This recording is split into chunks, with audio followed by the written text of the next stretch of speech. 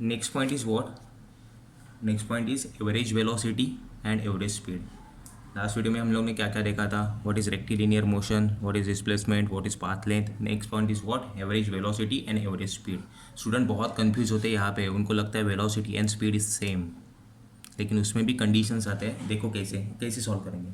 अब normally velocity तो velocity होती है जो आपने पढ़ा है, velocity is what, displacement upon time. Simple सी बात है, डिस्प्लेसमेंट अपॉन टाइम। तो यहाँ पे मैंने देखो एग्जांपल लिया हुआ है, first position, last position, that means initial position, final position represented by x1 and x2 respectively. ये इनिशियल पॉइंट क्या है, 2 मीटर पे है, final point is what, 6 metre. Initial point 2 metre पे है, उस टाइम पे टाइम, इनिशियल टाइम क्या था 1 सेकंड, फाइनल टाइम क्या था 2 सेकंड्स। क्लियर है। अगर मुझे कोई पूछे एवरेज वेलोसिटी क्या होगी, अगर मुझे कोई पूछे एवरेज वेलोसिटी क्या होगी यहाँ पे, तो मैं क्या करूँगा, x2 माइनस x1 करना है। तो आपको ऑलरेडी पता है x2 की वैल्यू क्या है यहाँ पे 6 metre, minus initial value x1 की वैल्यू 2 मीटर। वैसे t2 is what 2 seconds minus 1 seconds, that is equal to 6 minus 2, 6 minus 2 is what 4, 2 minus 1 is what 1, that means meter per second, that is your value of average velocity। कोई dimensions पूछे तो dimensions किस में लिखते हो, LMT। Fundamental quantities कितने हैं, 7 fundamental quantities का यूज़ करके आप डायमेंशंस लिखते हो। तो डायमेंशंस क्या आएगा वेलोसिटी के लिए, तो देखो यहाँ पे क्या है मीटर और यहाँ पे क्या है सेकंड। तो मैंने LMT लिखा, मीटर मीन्स व्हाट लेंथ, तो L1 हो गया। मास तो है नहीं, T means what time, time यहाँ पे सेकंड्स में है लेकिन डिनोमीटर में है, तो ऊपर न्यूमरेटर में जाने के बाद एस इनवर्स होता है, that means what time inverse. Clear है। तो L1 m0 t⁻⁴ ये एवरेज वेलोसिटी होगी। अब इंपॉर्टेंट पॉइंट ये है कि एवरेज स्पीड क्या होता है।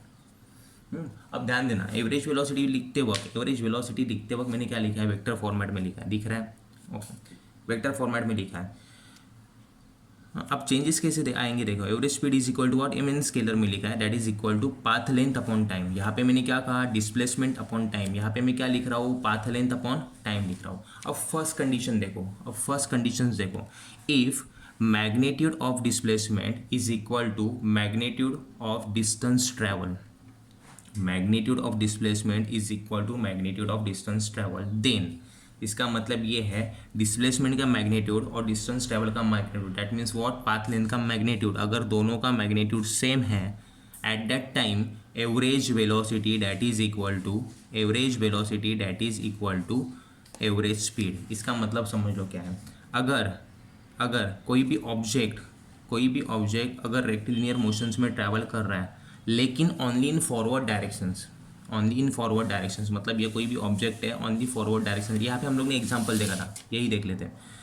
ओ से ये ऑब्जेक्ट कहाँ पे ट्रैवल कर रहा है, सपोज 5 पे जा रहा है, उसके आगे ट्रैवल करते जा रहा है along x axis, positive x axis दिख रहा है।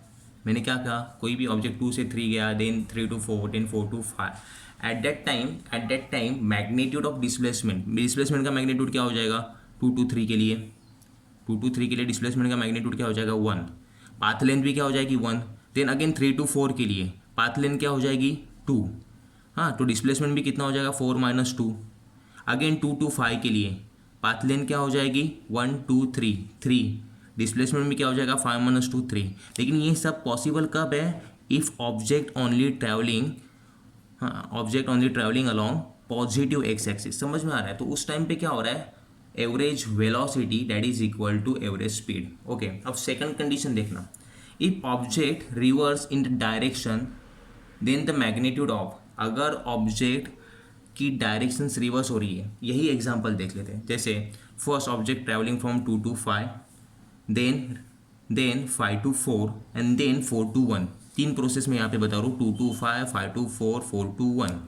ओके, इसके लिए आपका डिस्प्लेसमेंट क्या आया था 1 मीटर निगेटिव डायरेक्शंस में, लेकिन पाथ लेंथ क्या आई थी 7 मीटर, क्योंकि पाथ लेंथ तो ओनली काउंटिंग होती है, मैंने कहा था, और ये क्या होता है डिफरेंस होता है। तो उस कंडीशंस में your average speed is always greater than average velocity.